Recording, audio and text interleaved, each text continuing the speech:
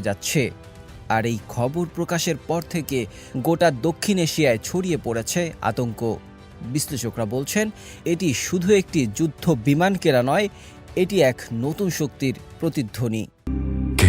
শেকড় থেকে শিখরে।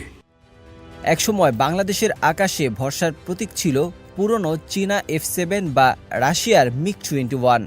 কিন্তু সময় বদলেছে সরকার, ক্ষমতা এখন প্রফেসর মোহাম্মদ ইউনূস। আর তাই বাংলাদেশের বদলেছে দৃষ্টিভঙ্গি। এবার আধুনিক যুদ্ধনীতির এক কৌশলগত গেম প্ল্যানে নাম লিখিয়েছে বাংলাদেশ। আর এই খেলায় সবচেয়ে বড় চমক চীনের তৈরি চতুর্থ প্রজন্মের মাল্টিরোল ফাইটার জেট JF-17 থান্ডারব্লক 3, যাকে বলা হয় জেট-সি। এক কথায় এই যুদ্ধবিমান কম দামে সর্বোচ্চ ক্ষমতার প্রতীক। যুক্তরাষ্ট্রের F-16 এর সঙ্গে তুলনা করলে এই বিমান কোনো অংশে কম নয়।